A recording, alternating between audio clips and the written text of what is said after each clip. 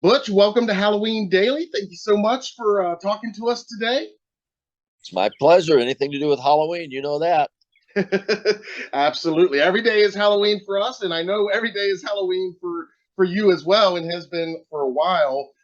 This is definitely a true honor for me. I mean, I like so many people. I grew up watching the Munsters on TV reruns of it, and I've recently rewatched all 70 episodes of the original series as we've been covering Rob Zombie's movie, and so this is definitely an exciting day for me. Well, thanks so much for having me on, and it's always a good time to see you guys, and this is fun. So let's get to those fun questions regarding Rob Zombie and everything else. Excellent, excellent, excellent. Well, before we get to the movie and the show, every day is Halloween and Halloween Daily. So I always like to ask a little bit about the holiday. And I'm curious with you, when you were young, when you were a kid, even before getting the show, and then once you were on the show, did you look forward to Halloween then? Was it a big deal when you were a kid? Oh, absolutely. You know, I was basically born in '53, so I started trick or treating when I was like 5, 6 years old in the late Hmm. '50s, and it was full blown, baby boomer suburbia, no, trick or treating, knocking on doors. It was basically safe to go out, and we would come back with bags and bags and bags, and we knew the good streets, and we knew the people that had the full size candy bars versus the Yeah. little. Yeah, it was a wild time, and it was that one day a year, and we would I would wait till I had a little kind of a regiment that I would never buy a costume. I would always make one out of whatever was around the house, whatever my whim for the day was, and Hmm. I would always start about noon that day. That would be my quest for the day. I had about 6 to 7 hours to create something, and that was half the fun. Very cool. And I love the hand built touch too. That you never bought it, but Absolutely. would always make it yourself. I like that. And what about when you got on the show? Did you celebrate Halloween big then? Well, it was pretty much the same deal. I had a little bit of a leg up. I had a couple masks Mike Westmore supplied me with, but I didn't use them. Yeah. I had really cool. I wish I still had them actually, but no, it was more of a. I did come home with a few makeup colors and a few appliques and a few things that probably you could have been bought at the store, but I would just pretty much raid the makeup department, and they would load me up, and I'd go home with some good stuff, and then I would be the makeup man for other people around the neighborhood. Very cool. Very cool. And then we always ask everybody, what was your favorite Halloween costume and your favorite Halloween candy?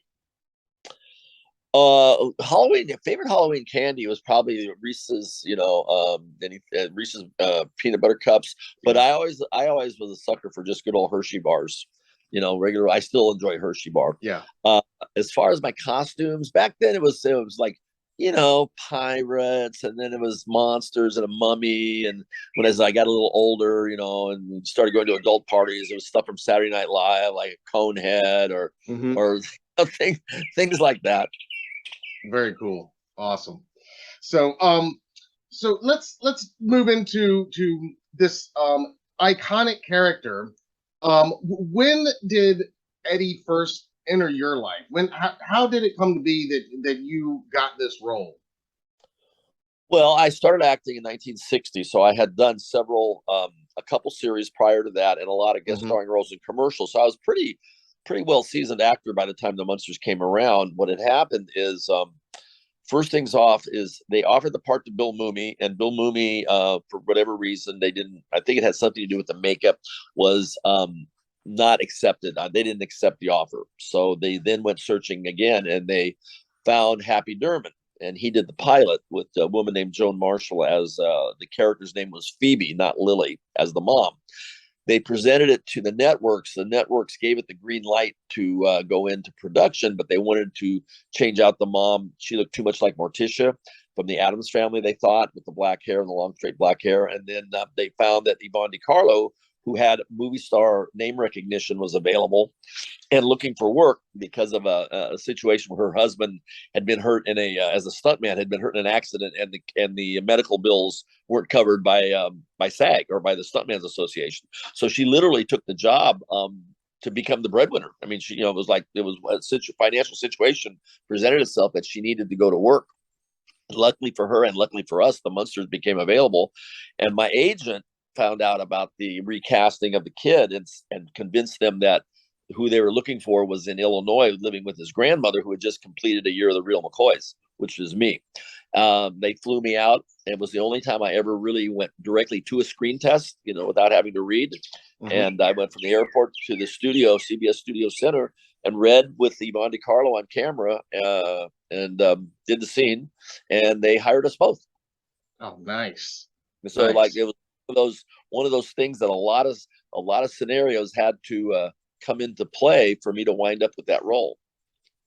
Absolutely, and it sounds like they already, you were already somewhat seasoned, like you said. You had some experience, so going in there, but that was the first time you went right into the read. That's pretty awesome.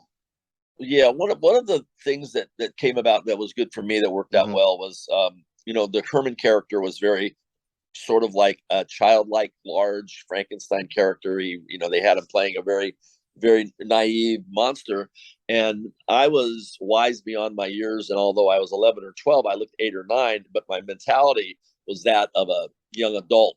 And mm-hmm. they really liked the idea of the father and son role reversal thing, and they started writing scripts that featured me volunteering Herman for stuff and him not wanting to disappoint his son. And mm-hmm. it was sort of a student-teacher, teacher-student reversal. And it worked well for the show, and it worked well for me because I wound up getting a lot meatier parts than you see a lot of other shows where the child, especially with a single kid and a adult ensemble cast, they don't really get more, they're sort of structured to just sort of set up a scene and then go out of the thing, and there's not a lot of shows revolving around mm-hmm. them. And I was lucky that they wrote the script writers wound up writing some very good Eddie scripts.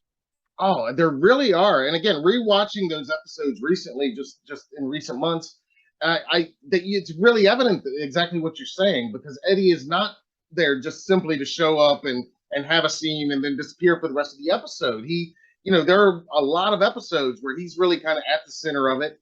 And I wanted to talk about that because you do have, such great chemistry with the great Fred Gwynne, of course, as Herman. And I mean, you work with all of them so tight, but I mean, so many of those episodes are those father-son adventures and things. And like you said, it's kind of that role reversal. Can you talk a little bit about your memories of Fred and working with him on set? Yeah, they were a super talented crew. Number one, super talented cast. It was a perfect storm. Literally, people ask, what do you attribute the longevity of the show to? And mm-hmm. it was a combination of being in the '60s and the black and white genre, and the Universal Monster Studios supplying the sets and the lighting and the special effects. But it was really about the writing, and because the Leave It to Beaver producers had done this show, they were very, very well groomed and adept at writing scripts that were kind of a point of view from the child's point of view of life. Mm-hmm. That was Leave It to Beaver was the first series to really do that, to where Wally and the Beaver were kind of like everything revolved around their point of view, and the parents were sort of supporting actors. And they utilized that with the Universal Monsters to mush this show together to where you never really thought of us as monsters ever. You always thought mm-hmm. of us as an odd-looking family, perhaps, but we were very functional, and we were very loving, and we were very much the typical or average American family, just happened to be in makeup and living in a very, very cool, creepy old house.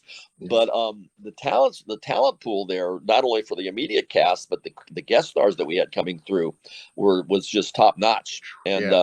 And then, we had the best makeup people, we had the best special effects people, the music, soundtracks, the Foley artists. I mean, everybody. It was really, really a well done show, and it was shot on film with mm-hmm. the lighting and such of the old Universal Monster look. So even though it was a series, it had the production value of a feature.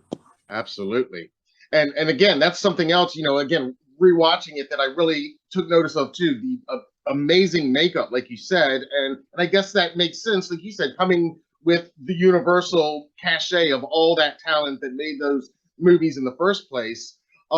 Did you have to sit through a lot of makeup when you were on set? Well, it was an hour a day, which really wasn't bad.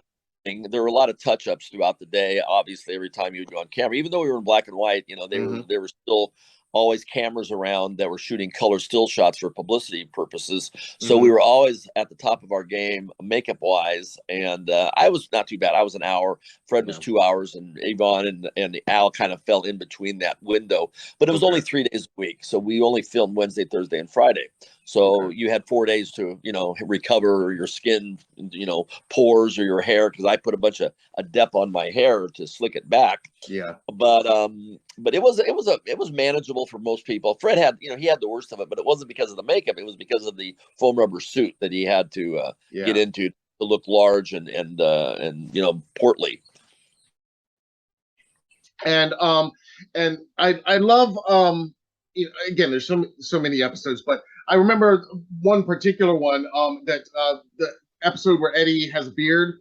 And my favorite. That's your. I heard you say at the Mad Munster party that was your favorite. Can you talk just a little bit about that? Because that's one of my favorites too. Well, it's a couple things come to mind. Number one, when you're 11 years old, you don't even shave, so to have a beard for a couple days was really, quite the trying not to touch it and scratch it and it was all spirit gum on, so it was very itchy. But the my favorite part about that is my deadpan humor and accepting of it, where I'm almost like in a catatonic state of sorts. I'm just shocked beyond words. And the scene where we go see Dr. Dudley, and Paul Lynde, I think, only did 2 or 3 episodes, but that particular episode where he peeks through the little peephole and he sees me and he sees Herman reading the magazine and me with the bag over my head, and he starts telling the nurse about, can you imagine what I must look like if they cover my head with a paper bag? It's just very funny stuff.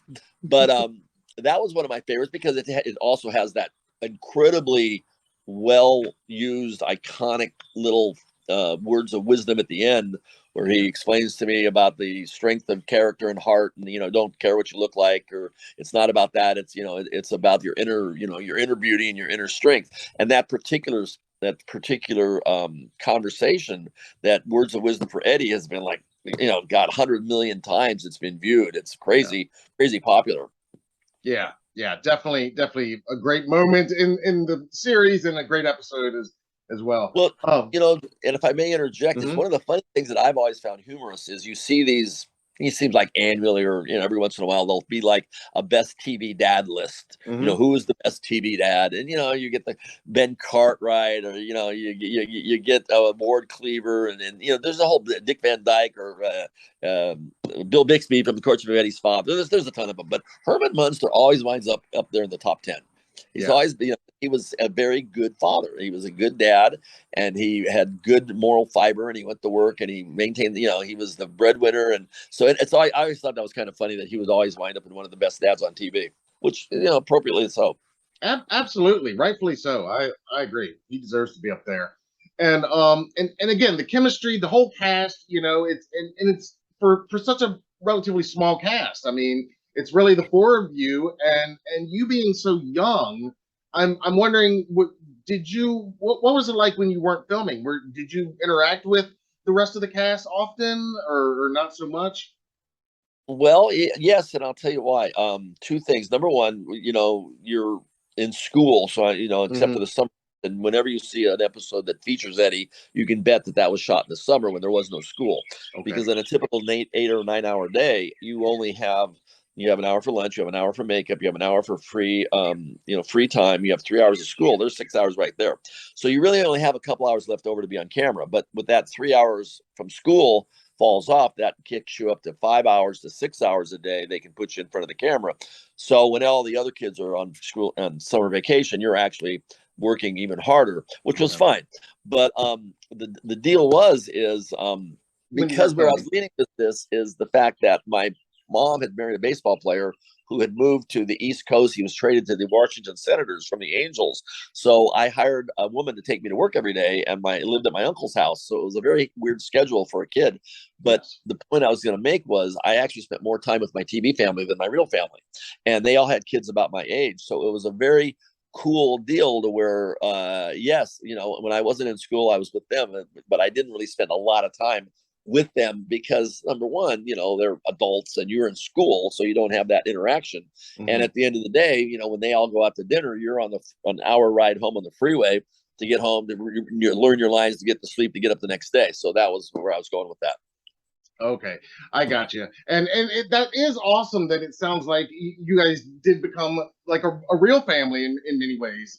Right down to the fact, like you said, you spent more time with your TV family than your real family during those years. I think the key, honestly, really the key, if I had to put my finger on one thing that really made that show more successful than it would have been had it not been, is you couldn't figure it out until it actually got into production, because it didn't look like that on paper, but it was actually a believable family unit. People actually bought into the fact that could be a real family, and they had real emotions, and they had real fondness for each other, and they acted as if they were a real family. And it just, you never even worried about the makeup and stuff. It just was totally believable. What was do you have like one favorite moment from set that sticks out? Well, on Monday mornings when we would read the script and see what we were going to be doing for the week, I always perked up whenever I saw the Munster coach being utilized, because two things, it was a very cool car, but number one, it meant we would be outside. We never had the car inside, and we didn't see the sun that often, because inside that dark soundstage, you were pretty much a recluse from sunray. But when the car was being used, I enjoyed that immensely. And I also enjoyed whenever there would be a guest star that I would know for a kid to hang around with for the week. Come back a little googie. Bill Mooney was a guest star. Yes, there is a Herman. That would be Brian Nash with Please Don't Eat the Daisies, and then Peter. Charlie Brown. What's his last name? I can't think of it. Peter. Anyway, he was the voice of Charlie Brown, and he came and was on the set with me, and I thought that was so cool because, wow, Peter Robbins, excuse me. Okay. Peter Robbins came and guest starred, and I was really impressed because he was Charlie Brown. Oh, yeah. I mean, another iconic character right there. And what do you think was the most challenging part of playing Eddie for you?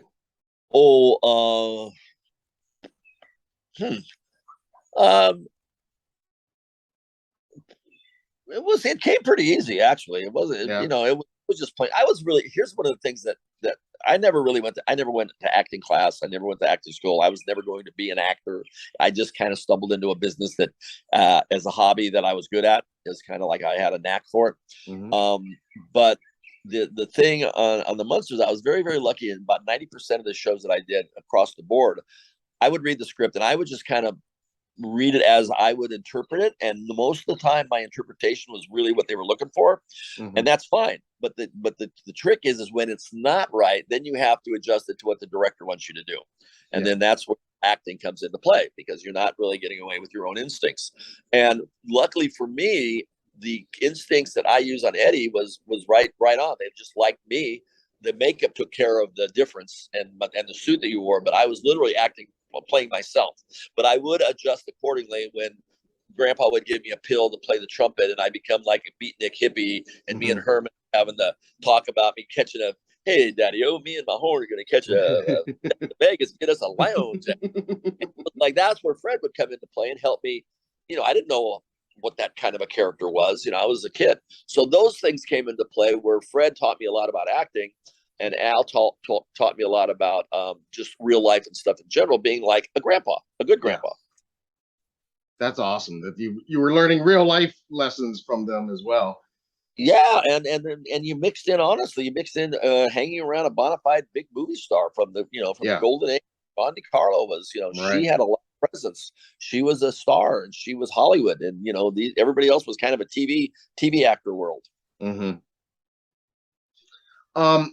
I'm always fascinated with the fact that this show and The Addams Family were airing simultaneously in the same years. They both ran for exactly 2 seasons, and 2 different networks. And I'm just always fascinated with that. Was that talked about ever? That was going on? Was it just like a studio thing where they were in competition with each other? Or that is interesting, and I was glad you brought that up, because it's happening again with basically from Tim Burton and Rob Mm-hmm. Zombie Munsters on Netflix. They're Yep. both again in on simultaneously, not direct competition, but Mm-hmm. they're out again together, which is Yep. very. I think it was planned. But Mm-hmm. back in the day, you got to remember the Addams Family was a comic strip in the New Yorker magazine that I think it even started in the 40s or 30s. Been Mm-hmm. around a long time. Dark humor. And then in the 40s, late 40s, Bob Clampett, the animator, had come up with a cartoon version of Universal Monsters that would be kind of a campy, fun thing that never got any traction and never became anything, but it was still hanging around. So what they did when the Addams Family was going to go into production, Leave It to Beaver had gone off the air, and Connolly and Moser were looking for another vehicle, another project. So they took that Universal old Bob Clampett idea that had been floating around for 15 years at that point, and updated it and revitalized it and came out with their next project, and they called it the Munsters. But as far as people, the fun thing about it is we really weren't direct competition, because had we been on head to head, that would have been bad. But because we were Thursday, they were Friday, Mm-hmm. whether you preferred one or the other, we probably helped each other's existence because you watched us both and just had a favorite. Sure. Yeah. The same audience was probably watching both series, I Yeah. imagine. So we it was literally a good thing, and it's happening again. So it's kind of ironic. It is wild that it's happening again. Before we talk just a minute about Rob's movie, at what point did you realize that these characters in this show had taken on this truly iconic, had reached this iconic level? Probably two things occurred in I think it was 79. The Munsters' Revenge went into production, and what happened on that particular movie, it's about 15 years after the fact we went off the air. They reached out to Fred Gwynne to do a remake of the Munsters, and he didn't want to do it, so he threw an enormous number at them, that figuring they would never say yes, and they said yes. So he then took the money, and Al came back, and Yvonne, to do the Munsters' Revenge in the late 70s. At the same exact time as that happened, a friend of mine was in Culver City and called me up and says the Munsters are in production. They're shooting right across the street from his business. I hadn't heard from anybody in 15 years. I drove down there as a 28-year-old kid, 27-year-old kid, and basically snuck up to Al and Fred while they were off camera, and basically started talking. And Fred Gwynne, without opening his eyes, said, "Hello, Butch." And then Al goes, Fred, it's Butch. He goes, Al, I know. I just said hello, Butch. So at that point in time, I went and talked to a friend of mine who was a musician, and MTV had just come on the air. And I said to myself, I said, we need to do a rock video. And I've got this idea for a song called Whatever Happened to Eddie, because a friend of mine who was a musician just put a ditty together on the keyboard, Whatever Happened to Eddie. And I liked the hook of it. So we recorded an instrumental of it, and then I wrote the lyrics to it. And that exact time is when the movie was in production. MTV came on the air. We did a rock video, and that's when I kind of started the acknowledging my character as Eddie Munster again. And that's what started. And it just so happened that was right about the same time conventions and promoters started wanting to get celebrities to come out to help sell tickets. And the Munsters was a good family-friendly draw that fell into so many different categories. We had toys, we had makeup, we had pop culture, horror. There was a lot of different avenues that we could tap into. So the Munsters became a very easily bookable scenario that I started doing Comic-Cons back in the early days. Awesome. And it's bigger than ever now. Again, 58 years later after the show premiered. I mean, we're talking here today, and the new movie by Rob Zombie has just come out. And I'm glad you mentioned the song "Whatever Happened to Eddie" too. I was going to ask about that. I'm glad you brought that up. That's awesome. Go ahead. I'm sorry. Well, I was just gonna say that I really like the song, and it's on my Halloween playlist. It's a very unusual. I mean, I have to pinch myself sometimes, because who would have thought 58 years ago, going into work, black and white programming, a little 2-year series would not only be. I mean, I'm not talking about being popular. I have people. You've been there. People actually come up to the table. This was like my favorite show. this was my go-to show, or they have these fond memories of their grandparents or their favorite uncle or somebody in the family watching the show, and nothing but positive memories and vibes come from it. And people will say, you ever get tired of answering the same question, or you ever get tired of meeting people? And I go, no. And if I do, I will cease to do it. Mm-hmm. But until that happens, having an interaction at the table with someone that has nothing but you were part of their family growing up, you were part of their childhood, they got fond memories, they got big smiles on their face, they're turning their kids and their grandkids onto it. How incredibly lucky am I to be part of one show that out of the thousands of shows that have been made over the last 60 years, you wind up with this one particular show that is an easily top 20 show of all time to most people. Yeah. It's just, and Halloween, and everybody loves Halloween. You got to, I'm building a haunted attraction next year down in Arkansas, and it's going to feature the Munster soundstage and the Munster front of the house, because I want people to come in. I want to educate them that this whole horror community that everybody loves so much, that Halloween is no longer one day a year, it's 6 weeks. Yeah. This is all started with Universal Monsters. That's right.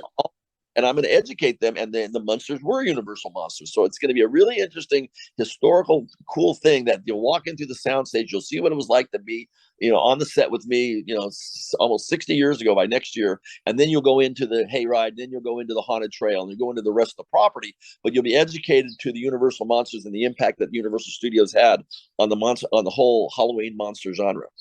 Oh man, that sounds amazing. Yeah, we're gonna have to talk again when that opens next year. That's gonna be amazing. It's gonna be. I have my Munster coach, my drag you out in front. You're gonna walk into the front door. You'll see the exterior of the house, and then you'll walk into the interior as if you're walking downstage in a time warp, where we'll have the old beakers with the dry ice. We'll have the smoke machine. We'll have the old rubber drill gun with the fan that does the cobwebs. I'm going to set up a screen test situation where people can actually participate in a screen test on Munster property, where it'll look like they're walking into the Munster living room. It's going to be great. Oh, man, that sounds amazing. I can't wait to check that out. That's my project for the next year after the first of the year. That's going to be great. I can't wait to follow along and learn more about that. Thank you. We'll have to talk again when that opens. Absolutely. And real quick, for just a minute, we got to talk about Rob Zombie's movie, because you do have a awesome voice cameo in there, and it's as a character that goes back to the original show too. Can you explain a little bit? This is an interesting example of a fan base. Rob Zombie is a filmmaker and a musician, a very good one, but he's also a Munsters fan, a lifelong Munsters fan, as is Howard Stern, as is Paul McCartney, as are a lot of people. Yeah. For 20 years, I met Rob about 10 years ago briefly at a concert, and then I met him 3 years ago, December 19, right before the pandemic. He and I were contracted to come in to do commentary on the new Blu-ray Munster Go Home. Mm-hmm. So he and I sat and watched the movie in real time and chatted and talked and did this. So for a couple hours, we had a really good meeting, and the fact that he's a huge Munsters fan, I think being an Eddie Munster was cool for him as well. It was certainly cool for me. Well, he told me that he was working at that time with Universal. He was still trying to get the rights to make a Munster movie, and lo and behold, during the pandemic, he stuck off to Hungary and went into production in secret and made the Munster movie. And it came out last week tomorrow. Mm-hmm. And it's getting really good reviews. It's getting tons of activity, some bad, mostly good, but the point is it's on everybody's mind. I think it's number one on Amazon as a comedy, or 2 as horror, and number 1 is comedy, or vice versa. But anyway, it's 1-2 comedy and horror on Amazon, and it's getting huge amounts of publicity. And what I've been reading is about 90% positive. So that's very, very good. Yeah, that's awesome. We watched the last. Enjoyed it myself. I participated in it a little bit. It's done as a prequel. It has no Marilyn, it has no Eddie. They just came to America. It sets up how the love story happened, how they wound up getting married, and how they wound up moving over out of Transylvania, and that's where it ends. And it kind of sets up everything to where the show could pick up from there. Yeah. Yes. I was expecting them to say that they were pregnant, right? Like after the credits or something, though. But I guess they're going to save that for the sequel. Well, what happened was when I finally spoke to him, I took my Munster coach up to his house in Connecticut. I was in Connecticut, and I said, "You going to be around?" And I said, "I'd like to bring my car over. If you want to go for a spin?" And he goes, "Absolutely." So as I was unloading the car, he said, "Yeah, I just got back from Budapest." And I said, "Really?" I go, "What'd you go location scouting?" He goes, "No, can you keep a secret?" I go, "Yeah." He goes, "I've already shot the movie." I go, "You did an entire movie in secrecy and got away with it without anybody leaking it?" Which was amazing. Yeah. So when he drove my Munster coach, he explained to me, he said, "I would have told you earlier, but I just, this is such a secret project that I just couldn't risk it." And I go, "I get it, no problem." And he goes, "There's no Eddie." He goes, "Otherwise you would have been involved in it."